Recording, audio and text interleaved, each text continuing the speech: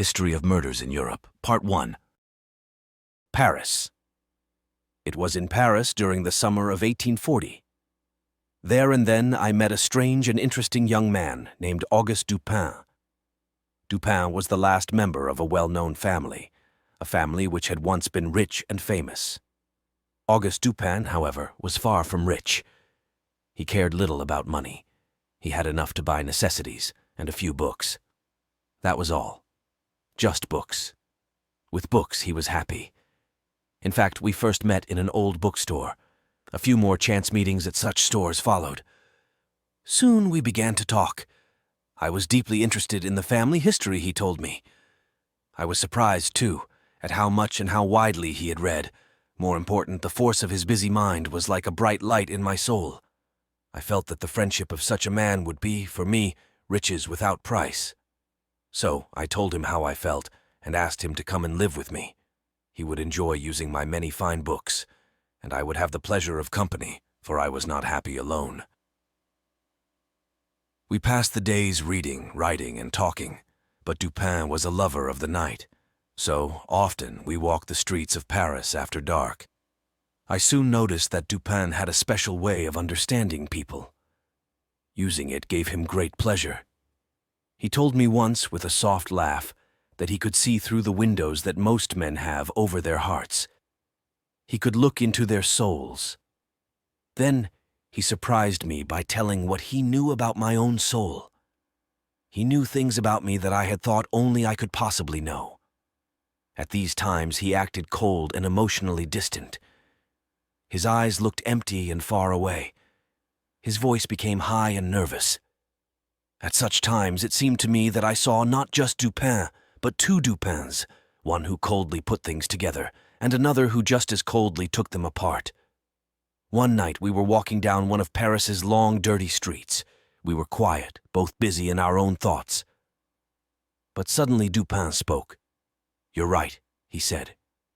"He is a very little fellow, that's true, and he would be more successful if he acted in lighter, less serious plays." "Yes, there can be no doubt of that," I said.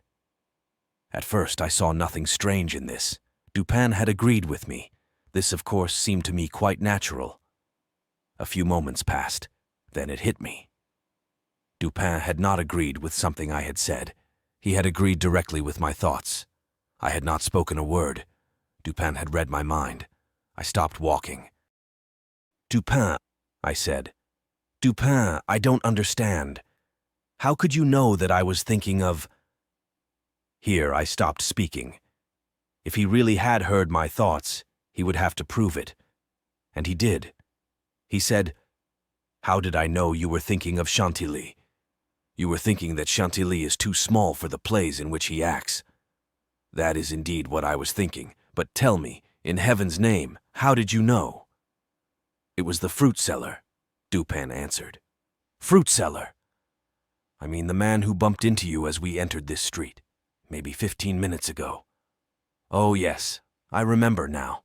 A fruit seller with a large basket of apples bumped into me. But what does that have to do with you knowing I was thinking of Chantilly?" "I will explain. Listen closely now.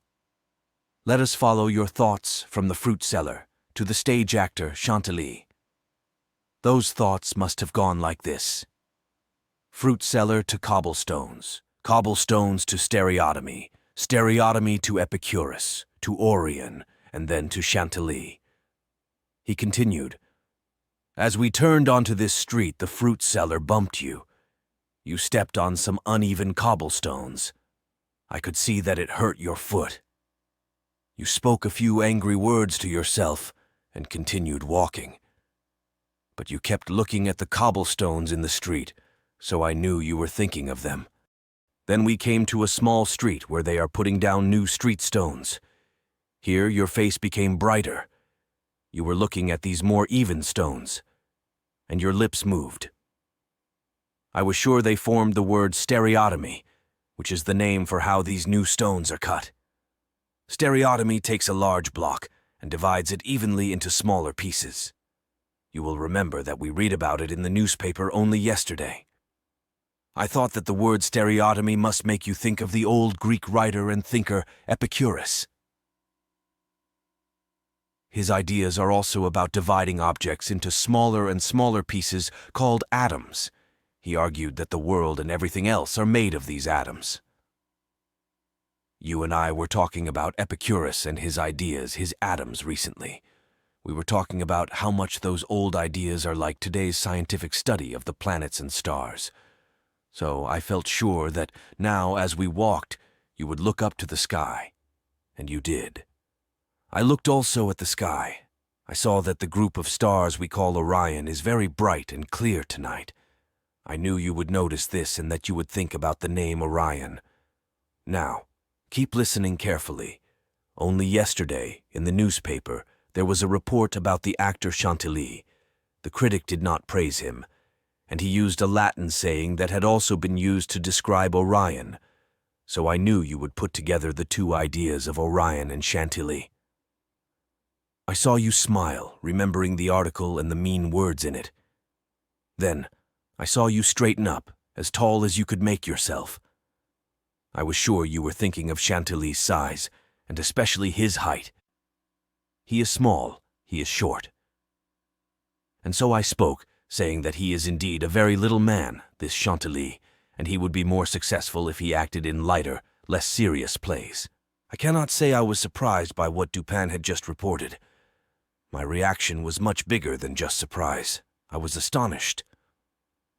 Dupin was right as he could be. Those were in fact my thoughts, my unspoken thoughts, as my mind moved from one thought to the next.